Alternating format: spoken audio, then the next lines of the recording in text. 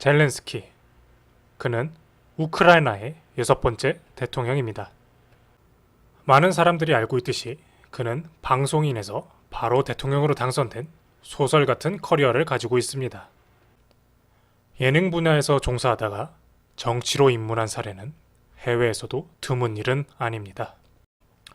미국 40대 대통령인 도널드 레이건, 필리핀 상원의원인 복신 선수 파키아오가 있고 한국에서도 국회의원이었던 배우 이순재가 있습니다.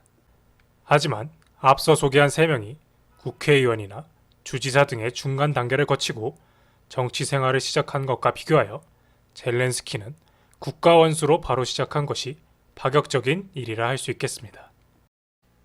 재밌는 사실은 유년 시절의 젤렌스키는 외교관이 되기를 꿈꾸었습니다. 모스크바에 있는 국제관계대학교에 입학하기를 희망하였던 것을 보면 정계에 진출할 야망이 아예 없었던 것은 아닌 걸로 보입니다. 또한 키이우 국립경제대학교에서 법학 학위를 받고 졸업했기 때문에 조선시대 농사꾼이었던 철종처럼 나라 돌아가는 사정에 완전 문외한은 아니었을 것입니다. 다만 그가 다닌 키이우 국립경제대학이 우크라이나 대학 170여 개 대학 순위 중 28위인 것을 보면 공부를 엄청 잘한 것 같지는 않습니다. 법학 학위를 가지고 사회로 나온 젤렌스키는 관련 분야에서 종사한 적이 한 번도 없었습니다. 우크라이나 대통령 공식 사이트를 샅샅이 뒤져봐도 44년 인생 중 부각되는 양력은 배우와 프로듀서의 삶뿐입니다. 그 중에는 그가 대통령 역할을 했던 인민의 종이라는 드라마가 서울 드라마 어워드 최종 4개 후보에 들어간 것이 적혀있는 것을 보니 그의 인생이 드라마 같다는 것을 더욱 부각해주고 있는 것 같습니다. 어쨌거나 2003년부터 배우, 시나리오 작가, 프로듀서, 심지어 더빙까지 참여한 작품이 30개가 넘으니 희극인으로서 능력이 출중했다는 것은 의심의 여지가 없습니다. 우크라이나 현대 정치에서는 항상 두 가지의 파벌이 격렬하게 대립해왔습니다. 서부 지역, 친서방파와 동부 지역의 친러시아파의 갈등입니다. 한국에서도 친미 세력과 친중 세력 간 갈등이 존재한다는 것과 유사하지만 우크라이나에서 발생하는 갈등의 정도가 아마 몇 배는 더 심할 것입니다. 과거 치러졌던 우크라이나 대통령 선거 중 일부는 친러 세력과 친서방 세력의 전쟁이었습니다.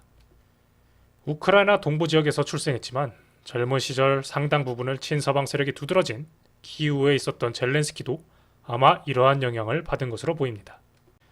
2013년 우크라이나에서는 4대 대통령이었던 빅토르 야누코비치가 우크라이나의 EU 가입을 철회하고 친러 정책으로 선회하였습니다.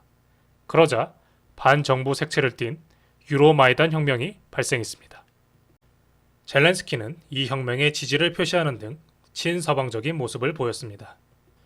그러나 이러한 친서방적인 태도가 젤렌스키가 대통령에 당선되는 주된 이유는 아니었습니다. 2014년 2월 러시아의 크림반도 합병이 이뤄진 이후 이미 우크라이나에서는 정치인 상당수가 반러시아적 의견을 표명했습니다. 2019년 4월 젤렌스키가 당선된 6대 대통령 선거에서도 1위부터 3위까지 주요 후보가 대외적으로 반러 성향을 나타냈습니다. 오히려 국민들에게 중요한 것은 신선하고 깨끗한 정치인의 출연이었습니다. 전임 대통령의 비리와 부패 등으로 기성 정치인에게 불신이 높아진 우크라이나 국민에게 오히려 배우 출신인 젤렌스키는 참신하게 보였습니다.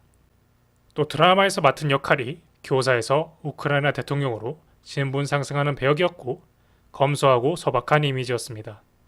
이는 젤렌스키가 당선되는데 큰 도움이 되었습니다.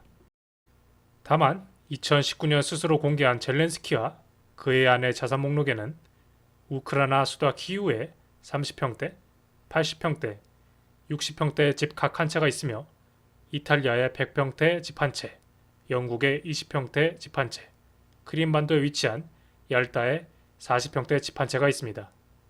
이에 그치지 않고 조지아에 10개의 호텔 객실을 보유하고 있다고 하니 부정 축제를 안 했다고 가정해도 소박한 정치인과는 다소 거리가 있는 것 같습니다.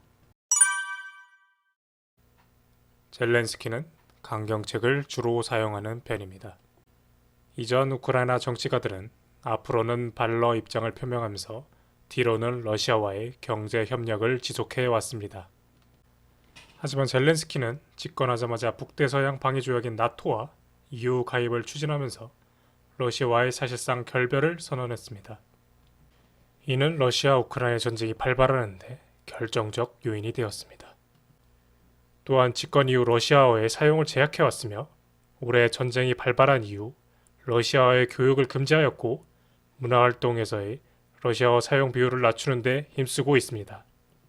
마지막으로 부패 척결을 주요 정책으로 두고 있습니다. 다만 단기간 획기적인 변화는 관측되지 않고 있습니다. 2021년 기준 우크라이나 부패인식 지수는 전 세계 122위로 136위인 러시아보단 낮습니다. 하지만 카르텔이 만연한 멕시코가 124위인 것을 보면 아직 갈 길이 멉니다. 젤렌스키는 단기간에 우크라이나를 점령할 것이라는 러시아군을 성공적으로 패퇴시키면서 자국에서 큰 인기를 얻고 있습니다. 전쟁 전에는 23%의 지지율이었지만 현재 90%를 상회하는 지지율을 얻고 있습니다. 이 때문에 5년 중임제를 허용하는 우크라이나에서 재선이 유력해 보입니다. 24년 4월에 시행 예정인 7대 우크라이나 대통령 선거에서 재선 시 29년까지 집권 가능합니다. 그러나 젤렌스키에게 장밋빛 미래만 펼쳐진 것은 아닙니다.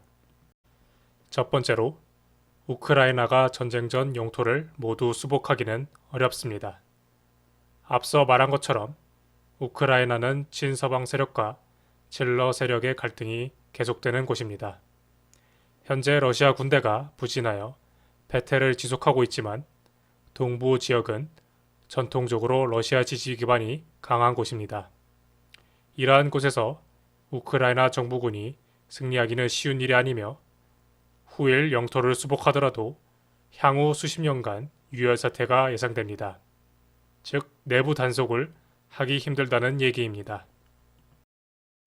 두 번째로 우크라이나에서 종전이 되더라도 경제 문제가 산적해 있습니다.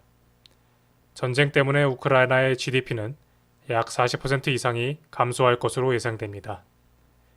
또한 우크라이나의 수출 구조를 보면 옥수수, 밀 등의 농산물 수출이 큰 비율을 차지하고 있습니다. 또한 철강 또한 중요한 비중을 차지하고 있습니다. 이러한 물품을 수출하려면 흑해를 통제하고 있는 러시아와의 협상이 불가피합니다. 현재의 우크라이나 러시아 관계를 보면 단기간 내에 해결이 절대 불가능해 보입니다. 세 번째로 우크라이나의 향후 국방 문제가 존재합니다. 이번 러시아, 우크라이나 전쟁이 끝나더라도 러시아인들 중 우크라이나를 독립된 국가라고 여기기보다는 자기네 앞마당이라고 생각하는 사람들이 꽤나 많습니다. 푸틴마저 젤렌스키를 국가 원수끼리의 파트너로 보고 있지는 않는 것 같습니다. 2014년 러시아가 크림반도를 차지하고 22년 우크라이나 동부에서 전쟁을 시작한 것을 보면 그러한 생각을 읽을 수 있습니다. 즉 이번에는 우크라이나 전역을 점령하지는 못했지만 러시아가 미래에 다시 침공을 재개할 수도 있다는 것입니다. 이를 막기 위해서 젤렌스키는 서방의 군사동맹 가입을 추진할 것입니다. 하지만 러시아 입장에서 자국 근처에 위협이 되는 나토 가입을 방치할 리는 없습니다. 미래를 쉽게 예상할 수는 없지만 2022년은 우크라이나와 젤렌스키에게 전쟁 승리라는 마침표보다는 앞날의 고생길이 열린 가시밭길의 시작일 것입니다. 젤렌스키가 역사의 영웅으로 남을지는 이제부터 시작인 것입니다.